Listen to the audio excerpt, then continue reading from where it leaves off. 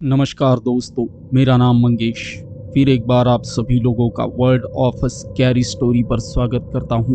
दोस्तों, आज की डरावनी कहानी हमें हमारे सब्सक्राइबर अंकित चौहान जी ने भेजी है, जो कि महाराष्ट्र के सांगली जिले के रहने वाले हैं। तो चलो बिना देरी किए शुरू करते हैं आज की ये डरावनी कहानी।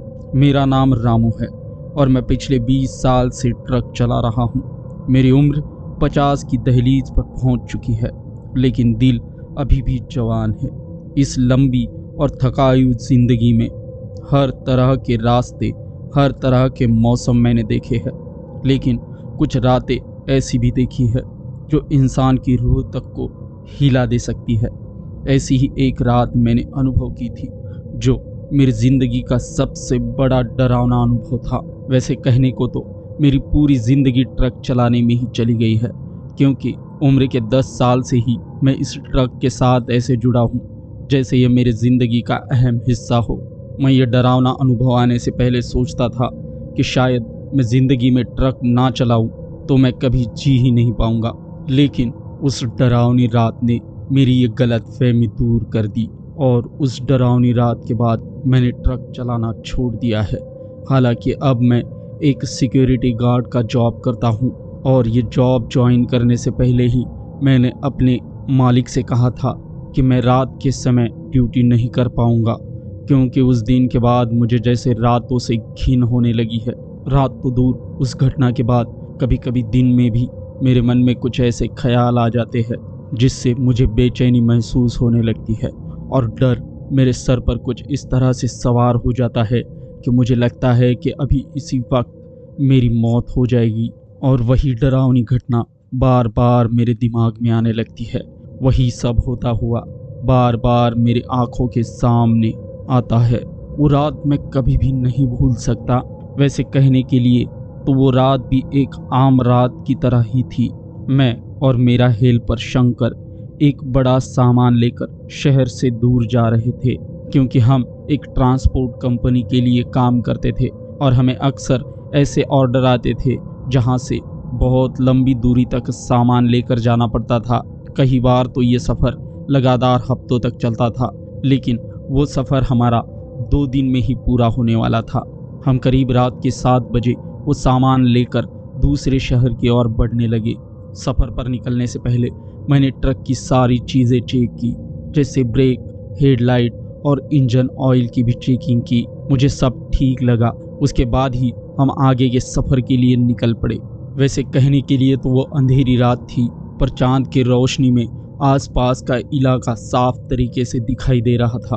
हम जिस रास्ते से गुजर रहे थे, उस रास्ते में ही एक घाटी पड़ने वाली थी, जिसे भूतिया घाटी के नाम से जाना जाता था। उस घाटी का नाम भूतिया घाटी इसलिए पड़ा था क्योंकि बहुत से लोगों को उस जगह पर कुछ ऐसी चीज़ें दिखाई देती है जिसे वो भूत मानते थे।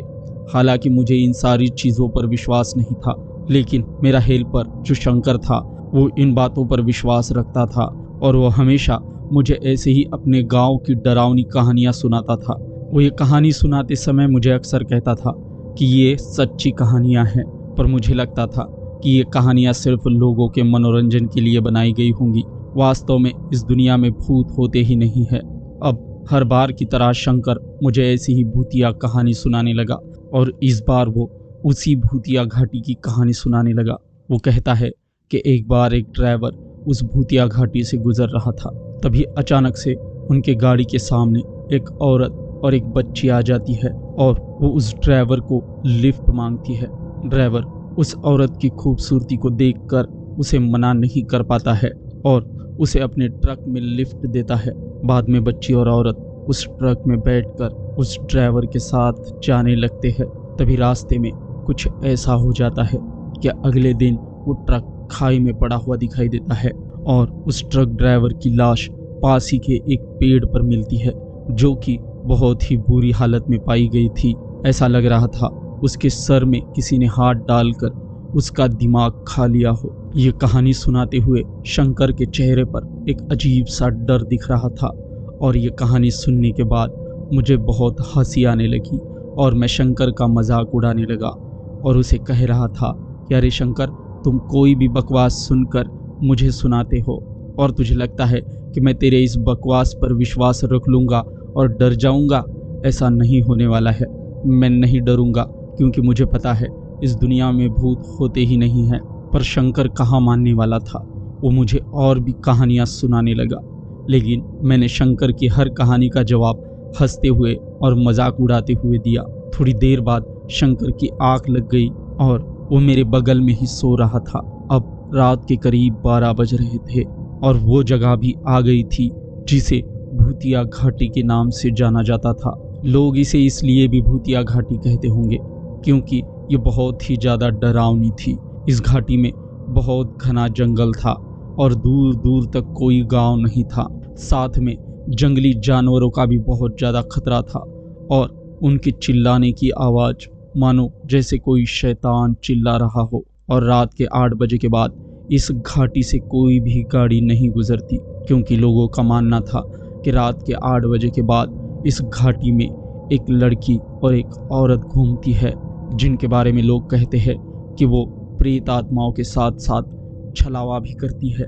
जिनके बारे में लोग कहते हैं कि वो दोनों लोगों के साथ छलावा करती है और उन्हें मार देती है। हालांकि ये सारी कहानियाँ मेरे लिए किसी मनगढ़ंत कहानियों से कुछ ज़्यादा नहीं थी, क्योंकि मैं इन सारी चीज़ों पर विश्वास ही नहीं करता था। अभी ट्रक के साथ मैं उस घाटी में प्रवेश कर लेता हूँ। घाटी में प्रवेश करते ही मानो चारों तरफ सन्नाटा छाया गया हो। चांद की जो हल्की सी रोशनी आ रही थी वो भी आना बंद हो गई और चारों तरफ अंधेरा छा गया। मैंने आसमान की तरफ देखा तो चांद बादलों के पीछे ऐसे छिप गया था मानो वो किसी से डर रहा हो। रास्ते से अब तक जो इक्का दुक्का गाड़ियां मुझे दिख रही थी वो भी दिखना बंद हो गई थी। दूर दूर तक देखा जाए तो कोई भी इंसान या फिर गाड़ी नजर नहीं आ रही थी। सड़क पर हमारी ट्रक की लाइट के सिवाय और कोई रोशनी नहीं थी। चारों तरफ घना अंधेरा छाने लगा और उतने में ही हमारे चारों तरफ एक कोहरा छाने लगा, जिसकी वजह से ट्रक के हेडलाइट होने के बावजूद भी ज़्यादा दूरी तक नहीं देखा जा रहा था। मानो घाटी में नहीं, हम एक अलग ही दुनिया में आ गए थे। हालांकि मैं डरता नहीं था, पर ना जाने क्यों मेरे मन में एक अजीब सी बेचैनी होने लगी और उस माहौल को देखकर तरह तरह के डरावने ख्याल आने लगे और ना चाहते हुए भी मैं बहुत ज़्यादा डरने लगा था। तभी मेरे मन में ख्याल आया कि मैं पास में सोए मेरे हेल्पर शंकर को जगा दूं, लेकिन मैंने उसकी ज़रूरत नहीं समझी और अपना ट्रक चलाता रहा। कुछ देर बाद हम घाटी के बीचों बीच पहुंच गए। मैं डरते हुए और कपकपाते हुए ट्रक चला रहा था। तभी रास्ते में दूर खड़ी हुई मुझे एक औरत और छोटी बच्ची दिखाई देती है। उन दोनों को देखते ही मुझे शंकर ने सुनाई हुई वही कहानी याद आती है, जिसमें एक बच्ची ने और एक औरत ने मिलकर उस ट्रक ड्राइवर को मारा था। मैं तुरंत शंकर को जगाता हूँ। शंकर ने मेरे आवाज़ में छिपा हुआ डर पहचान लिया था, लेकिन मुझसे बात करने से पहले शंकर ने अपने आसपास देखा तो उसे वही घाटी दिखाई दी और उसके चेहरे का मानो रंग ही उड़ गया हो। मेरे कुछ बताने से पहले ही वो उस घाटी को देखकर इतना ज़्यादा डर गया था कि मानो उसे पहले से ही पता था कि हमारे साथ इस जगह पर क्या होने वाला है। उसने डरी हुई आवाज़ में मुझसे पूछा कि उस्ताद क्या हो गया। मैंने उसे सामने देखने के लिए कहा। शंकर ने जैसे ही सामने देखा मानो वो सुन रह गया। डर के मारे उसके मुंह से एक शब्द भी नहीं निकल रहा था। वो मुझे कहना तो बहुत कुछ चाह रहा था, पर पता नहीं क्यों उसके मुंह से एक भी शब्द नहीं निकल रहा था। शायद वो बुरी तरह से डर गया था, इसलिए ही ऐसा हो रहा था। वो इशारों से मुझे कह रहा था कि इस जगह पर ट्रक मत रोकना, सीधा चलते रहना। एक पल के लिए मैंने भी उसकी बात मानी और ट्रक सीधा चलाते रहा। लेकिन जैसे हमारा ट्रक उस औरत और बच्ची के पास पहुंचा, वो औरत जोर जोर से रोने लगी और हाथ जोड़कर हमें ट्रक रोकने के लिए कहने लगी। साथ में वो बच्ची भी बहुत ज़्यादा डरी हुई थी और वो भी जोर जोर से रो रही थी। देखने में तो वो औरत बहुत ही खूबसूरत थी और वो बच्ची बहुत ही मासूम थी। उस बच्ची और औरत की आवाज़ मुझे साफ सुनाई दे रही थी और वो दोनों भी मदद करने के लिए पुकार रही थी।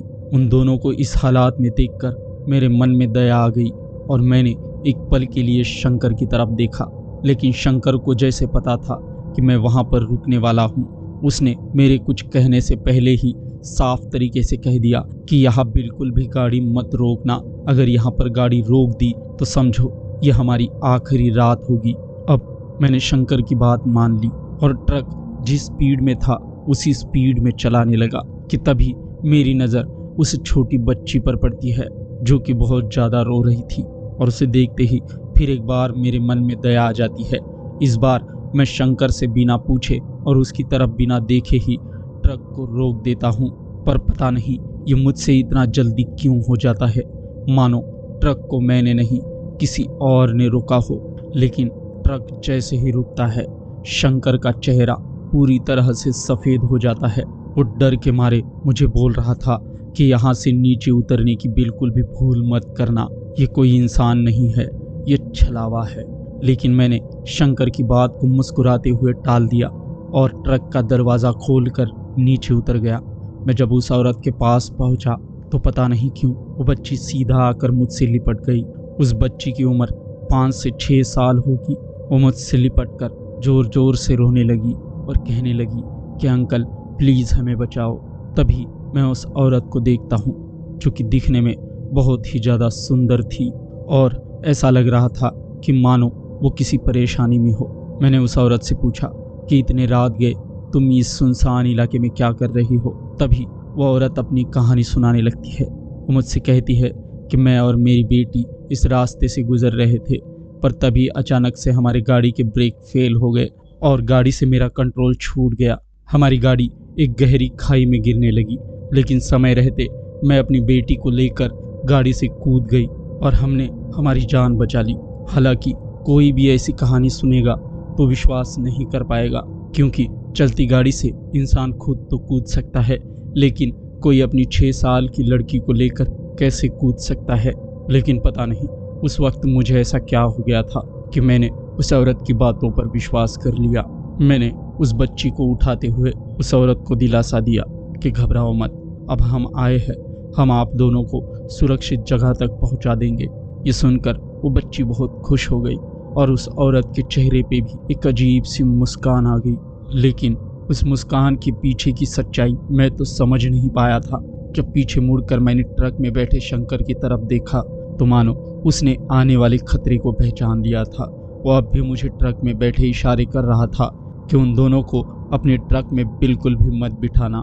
लेकिन मैंने शंकर की उस बात को ये सोचकर नज़रअंदाज किया कि शंकर है ही डरपोक। उसने बहुत सारी भूतिया कहानी सुनी है जिसकी वजह से उसके मन में हमेशा ये डर रहता ही है। मैं अब उन दोनों को अपने ट्रक के पास लेकर आया और उन दोनों को शंकर के ना चाहते हुए भी कैबिन में ही हमारे साथ बिठा लिया। फिर मैं अपनी ड्राइविंग सीट पर आकर बैठा और हम फिर एक बार आगे के सफ़र के लिए निकल पड़े। पर पता नहीं अचानक से ठंड बहुत ज़्यादा बढ़ गई थी, मानो ऐसा लग रहा था कि अचानक सर्दियों का मौसम शुरू हो गया हो। ये बात शंकर ने मुझसे कही भी कि अचानक से ठंड बहुत बढ़ गई, लेकिन मैंने उसकी इस बात को ये कहकर टाल दिया कि ये ऊंची जगह है जिसकी वजह से यहाँ पर नीचे के इलाके से ठंड ज़्यादा होती है। अब गाड़ी में आकर बैठने की वजह से वो छोटी बच्ची भी अपने आप को सुरक्षित महसूस करने लगी थी, इसलिए वो उछल कूद करने लगी थी और उस औरत के साथ बहुत सारी बातें करने लगी थी। मौका देखकर मैं भी उनके बातों में शामिल हो गया और उस औरत से बातें करने लगा। वो औरत और बच्ची मेरे साथ बहुत सारी बातें करने लगी थी। मैं उनके साथ बातें करते करते अपना ट्रक ड्राइव कर रहा था। मैंने शंकर की तरफ देखते हुए कहा कि शंकर तुम भी हमारे साथ बातें करो, लेकिन शंकर के मन में कुछ अजीब ही ख्याल चलने लगे थे। शंकर ने अपना सिर हिलाते हुए बातें करने से मना कर दिया और इशारों ही इशारों में मुझसे कहा कि तुरंत इस घाटी से निकल चलो और इन दोनों को अपनी गाड़ी से उतारो। मैंने शंकर की तरफ देखकर हल्की सी मुस्कान दी, क्योंकि उसका डरा हुआ चेहरा मुझे अजीब लग रहा था। अब शंकर ने यह सब मुझसे इशारों से कहा था, वो भी उस औरत और बच्ची के पीछे से। पर पता नहीं उस औरत को शंकर की ये बात कैसे पता चल गई। उसने तुरंत शंकर से कहा, क्यों शंकर जी, हमसे नाराज़ हो? शंकर ने मुस्कुराते हुए जवाब दिया कि नहीं, मुझे बस थोड़ी नींद आ रही है पर उस औरत ने शंकर से कहा कि हमसे थोड़ी बातें कर लो, फिर हम उतर जाएंगे, उसके बाद आप आराम से सो जाना। अब शंकर भी ठीक है कहकर उसके साथ बातें करने लगा। अब हम सब बातें करते हुए उस घाटी से गुजर रहे थे, लेकिन घाटी मानो कि ख़त्म होने का नाम ही नहीं ले रही थी। जैसे जैसे हम उस घाटी से गुजर रहे थे, ऐसा लग रहा था कि मानो हम और भी उस घाटी के गहराई में जा रहे हो। शंकर अब उस औरत से बात करने में इतना धुंध हो जाता है कि वो अपनी नींद और अपना डर सब कुछ भूल गया था। तभी अचानक मेरे कमर में दर्द होना शुरू हो जाता है, लेकिन मैं उसकी तरफ ज़्यादा ध्यान नहीं देता और सामने देखकर अपना ट्रक चलाने लगता हूँ। लेकिन दर्द है कि बढ़ने ही लगता है। दरअसल इतने सालों से ट्रक चलाने की वजह से मेरे कमर में लगातार ट्रक चलाने की वजह से तकलीफ़ होती है, पर यह तकलीफ़ तभी होती है जब मैं लगातार 8 से 10 घंटा ट्रक चलाऊं। और ऐसे में जब भी मेरे कमर में दर्द होता है तो मुझे रुककर अपने आप को थोड़ा रिलैक्स करना पड़ता है, तब जाकर मेरे कमर का दर्द ख़त्म हो जाता है। तभी मेरे मन में ख्याल आया कि अचानक से मेरे कमर में दर्द क्यों होने लगा। हालांकि मैंने 8 से 10 घंटा लगातार गाड़ी भी नहीं चलाई है, क्योंकि जब हम सामान लेकर निकले तब 7 से 8 बज रहे थे, और जब हम इस घाटी में आए और वो औरत और बच्ची मिली हमें तब 12 बज रहे थे। यानी कि 5 से 6 घंटे का ही समय हो गया था। और रास्ते में जब ये बच्ची और औरत मिली थी तब मैं गाड़ी से उतरा था और थोड़ा बहुत अपने कमर को भी आराम दिया था। इसके चलते तो मेरे कमर में दर्द होना ही नहीं चाहिए, फिर भी मैंने अपने कमर का दर्द ये सोचते हुए टाल दिया कि शायद गाड़ी को गड्ढों की वजह से लगने वाले झटकों की वजह से मेरी कमर में ये दर्द हो रहा हो। लेकिन चाहकर भी मैं उस दर्द से अपना ध्यान नहीं हटा पा रहा था, क्योंकि हर पल वो दर्द ज़्यादा ही बढ़ने लगा था। मैंने स्टीयरिंग से एक हाथ हटाया और उसे अपने कमर पर रख दिया। मैं दर्द से बहुत ज़्यादा करहा रहा था। मैंने मदद के लिए शंकर की तरफ देखा, लेकिन शंकर उस औरत से बात करने में इतना ज़्यादा घुल मिल गया था कि मानो उसे अपने आसपास क्या हो रहा है इस बात का पता भी नहीं चल रहा था। मुझे भी ये देखकर बड़ा अजीब लगा, क्योंकि कुछ देर पहले जो शंकर इस बच्ची और उस औरत को लेकर इतना ज़्यादा डर रहा था, अब वो इन दोनों से भी इतना ज़्यादा कैसे घुल मिल गया था। लेकिन अपने कमर दर्द के चलते मैं ये चीज़ ज़्यादा देर तक नहीं सोच पाता और मेरा ध्यान वापस से अपनी कमर दर्द पे आता है। जैसे जैसे वक्त बीत रहा था मेरे कमर का दर्द भी बहुत ज़्यादा बढ़ रहा था, लेकिन तभी मुझे ऐसा लगा कि शायद मैं अपने कमर दर्द की तरफ ज़्यादा ध्यान दे रहा हूँ, इसलिए भी मुझे ज़्यादा ही दर्द हो रहा है। इसलिए मैं अपने कमर दर्द से ध्यान भटकाने के लिए ट्रक से बाहर का नज़ारा देखने लगा। ऐसे ही नज़ारा देखते हुए करीब 10 मिनट बीत गए। 10 मिनट तक तो ट्रक से बाहर की सारी चीज़ें मुझे नॉर्मल लगी, लेकिन 11वें मिनट पर बाहर का नज़ारा देखते ही मेरे पैरों तले से मानो ज़मीन ही निकल गई हो। मेरे हाथ अपने आप कँपने लगे। मुझे जो थोड़ी देर पहले ठंड लग रही थी, अब अचानक से मेरा पूरा शरीर पसीने से भीग गया था। मुझे ऐसा महसूस हो रहा था कि मानो मेरे दिल की धड़कन रुक सी गई हो, क्योंकि उस 11वें मिनट पर मैंने बाहर का जो नज़ारा देखा था वो था ही कुछ इतना डरावना, जिसे देखने के बाद मेरी ये हालत होना एक आम बात थी।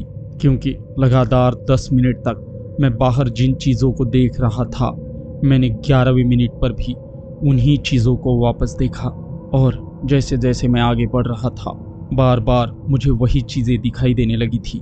एक पल के लिए मैंने इसे नज़रअंदाज करने की कोशिश की, लेकिन लगातार मुझे वही चीज़ें दिख रही थी। वो टूटा हुआ पुल, वही पेड़ों की आकृतियाँ, वही पेड़, वही मोड़, वही साइन बोर्ड, सब कुछ वही था। बार बार हमारा ट्रक उसी रास्ते से गुजर रहा था और लगातार हम चलते रह रहे थे, लेकिन पहुंच कहीं भी नहीं रह रहे थे। हम जितना आगे चले जाते उतना ही वापस उसी रास्ते पर लौट आते और वापस उसी जगह से गुजरते। ये बात जैसे ही मुझे पता चली, मैं कभी ना डरने वाला और ना ही भूत प्रेतों पर विश्वास रखने वाला एकदम से इतना ज़्यादा डर गया था कि मानो अब मेरे शरीर से मेरी जान निकलने ही वाली हो। मैंने तुरंत अपने ट्रक की ब्रेक लगाने की कोशिश की, लेकिन हैरान कर देने वाली बात ये थी कि ट्रक के ब्रेक भी अब काम नहीं कर रहे थे। मैंने बहुत बार कोशिश की लेकिन सब बेकार था। मैंने तुरंत ये बात शंकर को कहने की सोची, पर तभी मेरे मन में ख्याल आया कि हमारे ट्रक में एक औरत और एक बच्ची भी है जो अभी अभी एक बहुत ही भयानक एक्सीडेंट से बचे हैं, और उनके सामने ट्रक ब्रेक फेल होने की बात कहना अच्छा नहीं है। इसलिए मैं शंकर को इशारों में कहने की कोशिश कर रहा था, पर पता नहीं शंकर न जाने उस औरतों के बातों में ऐसा खो गया था कि मानो उसे बाकी दुनिया में क्या चल रहा है इसके बारे में पता ही ना हो। इतना धुंध हो भी क्यों ना जाए, क्योंकि उस औरत की बातों में थी ही कुछ ऐसी बात। एक अलग सी मिठास थी उसकी आवाज़ में, एक अलग सी ठंडक थी उसकी आवाज़ में। इसीलिए तो कुछ देर पहले मैं भी उसके बातों में इतना ज़्यादा खो गया था कि मुझे भी इस बात का पता नहीं था कि पिछले न जाने कितने समय से हम एक ही जगह पर घूम रहे हैं। मैंने सोची कि इन्हें ना बताते हुए मैं किसी पेड़ से जाकर टकराऊं ताकि ट्रक गहरी खाई में गिरने से बच जाए। इससे ट्रक रुक भी जाएगा और हम लोगों को सिर्फ मामूली चोटें ही आएगी। मैंने जैसे ही ट्रक को एक पेड़ से टकराने की सोची और ट्रक की स्टीयरिंग उस तरफ मोड़ी, पर मेरे स्टीयरिंग मोड़ने के बावजूद भी ट्रक उसी रास्ते पर चल रहा था, मानो उसे मैं नहीं कोई और ही चला रहा हो। ये देखकर मैं और भी डर गया और उस उछल कूद कर रही बच्ची की तरफ मेरा ध्यान गया, और अब मेरे पास शंकर को बताने के अलावा कोई और रास्ता नहीं था। और जैसे ही मैंने शंकर को ये बात बताने के लिए शंकर की तरफ देखा, तभी मेरा ध्यान पास ही में उछल कूद कर रही उस छोटी बच्ची पर गया, जिसके चेहरे पर एक बहुत ही डरावनी हंसी दिख रही थी। अगले ही पल उसके चेहरे से मेरा ध्यान उसके पैरों की तरफ गया, और जैसे ही मैंने उसके पैर देखे तो मेरे रीढ़ के हड्डी में एक सिरहन सी दौड़ गई और मेरे दिमाग में एक तूफान आ गया, क्योंकि उस बच्ची के दोनों भी पैर उल्टे थे। ये देखकर मैं क्या करूं ये बात मेरे समझ में नहीं आ रही थी। तभी मुझे शंकर ने बताई हुई वही कहानी याद आई कि इस घाटी में एक औरत और एक बच्ची रहती है जो कि यहाँ से गुजरने वाले लोगों के साथ छलावा करते हैं, और हमारे साथ भी कुछ ऐसा ही हो रहा था। हम उनके छलावे में कुछ इस तरह से फंस गए थे, हम चाह कर भी उससे बाहर नहीं निकल पा रहे थे। लेकिन शंकर अब भी इस बात से अनजान था, और अब समस्या ये भी हो चुकी थी कि थोड़ी देर पहले मैं जो शंकर को बात कहने की सोच रहा था, अब इन दोनों की वजह से शंकर से ये बात मैं कह भी नहीं सकता था, क्योंकि अगर इन दोनों के सामने मैंने शंकर से ट्रक का कंट्रोल खोने की बात कही तो ये दोनों हमें मार देगी। पर ना जाने क्यों मुझे ऐसा लग रहा था कि शायद ये लड़की ही वो छलावा हो और वो औरत भी हमारी तरह ही उसके चंगुल में फंस गई हो। मैंने अगले पल उस औरत के पैर देखने की कोशिश की, लेकिन साड़ी के अंदर उसके पैर ढके हुए थे, जिसकी वजह से मैं उसके पैर नहीं देख पा रहा था। तभी मैंने सामने लगे मिरर में उस औरत का चेहरा देखने की कोशिश की, और उसका चेहरा देखते ही मानो मैंने डर की सारी सीमाएं पार कर ली हो। मैं इतना ज़्यादा डर गया था कि उस डर को अपने शब्दों में बयां भी नहीं कर सकता। वो डर इतना ज़्यादा था कि उस डर की वजह से मेरे दिमाग की नसें फटी जा रही थी और मेरा दिल तेजी से धड़कने लगा था, क्योंकि उस आईने में उस औरत का चेहरा लग ही रहा था इतना डरावना। उसका चेहरा बिल्कुल सफ़ेद दिख रहा था, उस पर काली दरारें थी और उन दरारों में रेंगते हुए कीड़े नजर आ रहे थे। पर सामने की तरफ से देखने पर वो औरत एक बहुत ही खूबसूरत और सुंदर दिखाई दे रही थी। मैंने अब शंकर को इशारे करना शुरू कर दिया, लेकिन शंकर मेरे इशारों को समझ ही नहीं पा रहा था और वो मुझे नज़रअंदाज कर रहा था, मानो वो औरत ही उसे ऐसा करने के लिए कह रही हो। मुझे लगा कि ऐसे काम नहीं हो पाएगा, इसलिए मैंने दूसरा प्रयास करना शुरू कर दिया और मैंने शंकर से पानी की बोतल मांगी।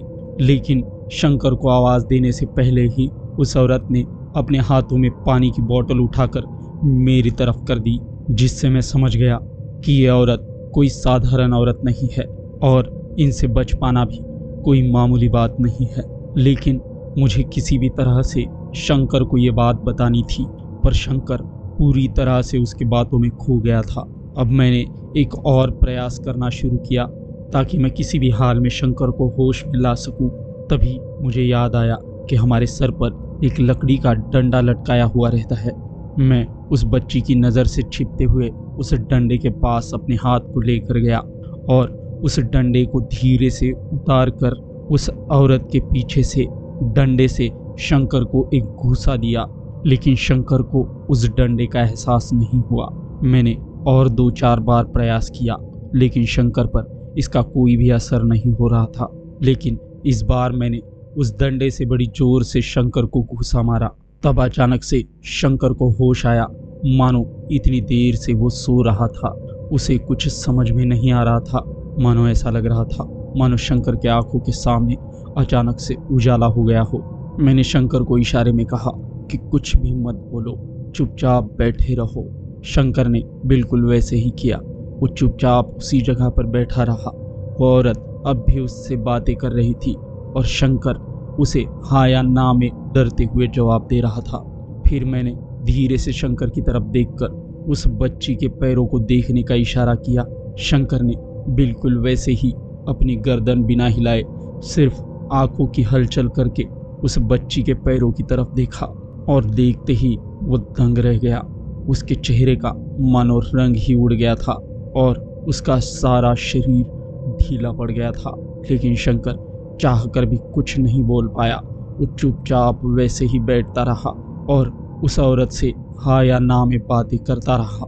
फिर मैंने शंकर को आईने की तरफ इशारा करते हुए कहा कि उस औरत का चेहरा तुम आईने में देखो। शंकर ने बिल्कुल वैसे ही किया और शंकर को भी वही दिल दहलाने वाला दृश्य देखने को मिला जो थोड़ी देर पहले मुझे देखने को मिला था। ये देखकर शंकर बहुत ज़्यादा डर गया और बिना कुछ बोले और बिना कुछ कहे ही उसके आंखों से आंसू आने लगे। शंकर की ये हालत देखकर मैं उसे इशारों में हिम्मत देने लगा और आंखों का इशारा कर कर उसे कहने लगा कि चिंता मत करो, हम इस सब से बाहर निकलेंगे। लेकिन शंकर के आंखों का पानी रुक ही नहीं रहा था। वो लगातार रो रहा था। लेकिन अब तक शायद वो औरत भी समझ चुकी थी कि हम दोनों को उनकी असलियत का पता चल गया है, इसलिए उसके बातों में एक अलग सा खौफ दिखने लगा।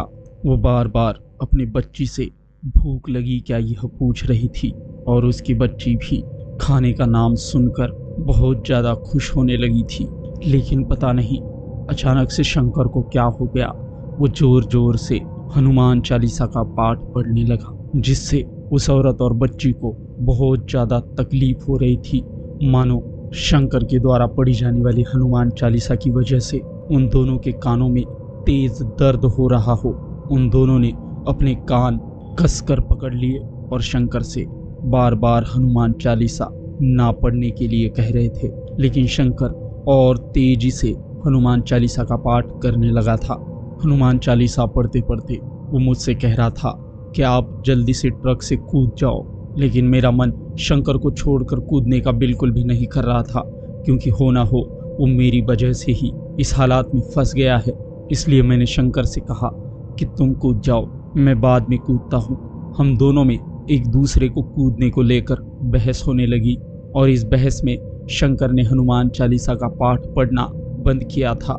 इसी का फायदा उठाकर उस औरत ने शंकर का सर पकड़ा और एक ही झटके में उसका सर उसके धड़ से अलग कर दिया। उसका सर धड़ से अलग होने के साथ ही उसका खून पूरे ट्रक में फैलने लगा और ये नज़ारा देखकर मैं सुन्न रह गया। अचानक से मेरे आंखों से आंसू बहने लगे, क्योंकि हो ना हो शंकर के इस हालात के पीछे मैं ही जिम्मेदार था। मेरे सामने शंकर का वो चेहरा आने लगा जब मैं उस औरत और बच्ची को ट्रक में ले रहा था। तब शंकर ट्रक के अंदर से मुझे उन दोनों को लेने से मना कर रहा था। मेरे सामने बार बार उसका वही चेहरा आ रहा था और मैं अपने साथी अपने शंकर की मौत की वजह से बहुत बड़े सदमे में था, क्योंकि हो ना हो वो मेरे छोटे भाई की तरह था जो मेरे सुख और दुख में हमेशा मेरा साथ देता था। वो पिछले 15 सालों से मेरे साथ काम करता था। वो अपने हाथों से खाना बनाकर मुझे खिलाता था और मुझे दुख इस बात का था कि मेरे आंखों के सामने शंकर को इन्होंने मार दिया और मैं कुछ भी नहीं कर पाया। उस औरत ने अब शंकर का सर उस बच्ची के गोद में दिया और उसके धड़ को चलते ट्रक से नीचे फेंक दिया।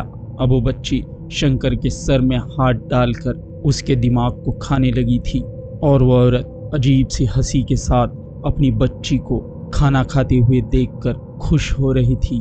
अब मुझे पता चल गया था कि हो ना हो मेरा भी ये दोनों यही हाल करेंगे, इसलिए मैं उनसे बचने की तरकीब खोजने लगा और मेरे मन में ख्याल आया कि इस ट्रक से कूदने के अलावा और कोई भी रास्ता नहीं हो सकता। इसलिए मैं बिना देरी किए तुरंत उस ट्रक से कूद गया।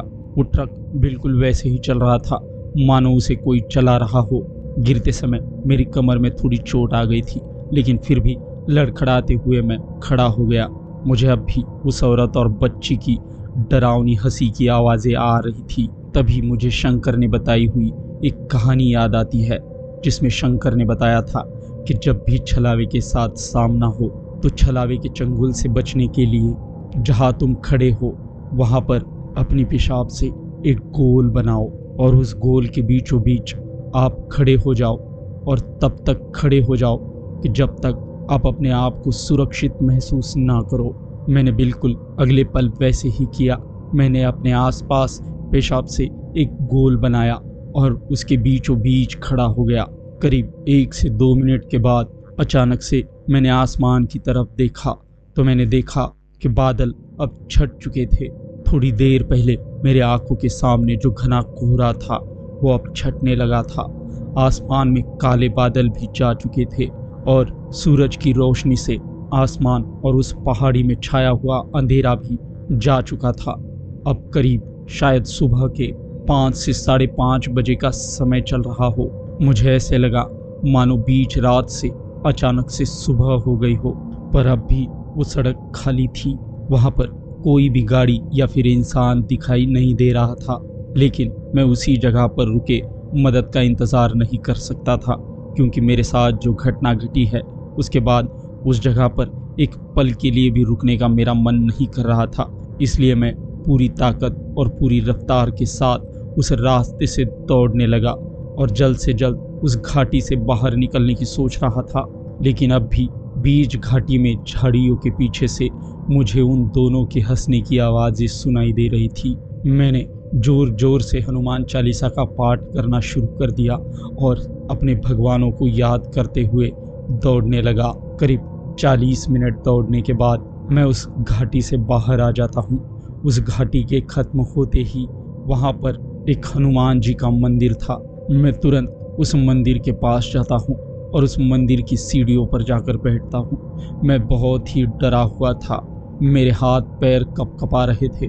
मेरी ये हालत देखकर मंदिर में जो पुजारी थे वो भगवान की पूजा कर रहे थे, वो तुरंत बाहर आ गए और मुझसे मेरे साथ घटी घटना के बारे में पूछने लगे। तो मैंने उन्हें अपने साथ बीती सारी घटना के बारे में बताया। तब उन्होंने मुझे उस औरत और बच्ची के बारे में कहानी बताई। वो कहानी कुछ इस तरह से थी कि बहुत साल पहले इस घाटी में एक आदमी अपनी बच्ची और पत्नी के साथ जा रहा था। अपनी बच्ची और पत्नी के साथ गुजर रहा था, लेकिन बीच घाटी में वो आदमी उस गाड़ी को रोक देता है और उन दोनों को उस घाटी के जंगल के बीचों बीच लेकर जाता है और अचानक से उन दोनों के पास से चला जाता है। दरअसल वो आदमी कहीं भी नहीं गया था, वो वहीं पर छिप कर बैठा था और अपनी पत्नी और बच्ची को मरते हुए देख रहा था। वो बच्ची और औरत दोनों भी भूख और प्यास से तिलमिला रही थी। वो उसी जंगल में इस घाटी से बाहर निकलने के लिए घूमती रही, पर लगातार घूमने के बावजूद भी उन्हें इस घाटी से बाहर निकलने का रास्ता नहीं मिला था और भूख और प्यास से उन दोनों की भी मौत हो गई थी। उस आदमी ने उन दोनों को छल से मारा था। तब से लेकर आज तक वो दोनों यहाँ से रात के समय गुजरने वालों के साथ छलावा करती है और जिस तरह से वो बार बार इस जंगल में एक ही जगह पर घूम रहे थे, उसी तरह से यहाँ से गुजरने वालों को वो अपने जाल में फंसाकर बार बार उसी जगह पर घुमाते रहते हैं। फिर पंडित जी ने मुझे पास ही के तालाब में नहाने के लिए कहा। मैं नहाकर वापस मंदिर में आया।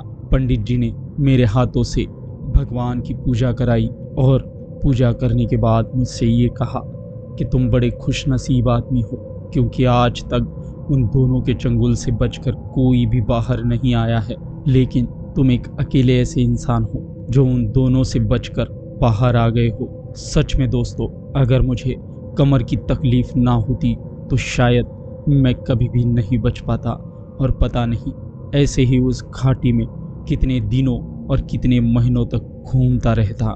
लेकिन मुझे दुख इस बात का भी है कि मैंने अपने दोस्त शंकर को हमेशा के लिए खो दिया था। पर कहते हैं ना, होनी को कोई नहीं टाल सकता। अब मैं सिक्योरिटी गार्ड की जॉब करता हूँ। सिक्योरिटी गार्ड की जॉब में मैं पहले नाइट में ड्यूटी करता था, लेकिन नाइट की ड्यूटी में भी इससे भी खौफनाक एक घटना घटी है। उसके बाद मैंने नाइट में शिफ्ट करना बंद कर दिया है, और मैंने ये साफ तरीके से कह दिया है कि अगर दिन में शिफ्ट हो तभी मैं काम पर आऊँगा, वरना नहीं आऊँगा। यदि आप मेरे साथ गार्ड ड्यूटी के दौरान घटी घटना के बारे में भी सुनना चाहते हो तो कमेंट बॉक्स में ज़रूर बताना। मैं जल्द ही आपके लिए वो कहानी भी लेकर आऊँगा। तो दोस्तों, कुछ इस तरह से थी रामू के साथ घटी हुई घटना। उम्मीद है कि आपको ये कहानी पसंद आई हो। यदि आप ऐसे ही डरावनी कहानियाँ सुनना चाहते हो तो वीडियो को लाइक करके चैनल को सब्सक्राइब कीजिए। मिलते हैं अगली वीडियो में।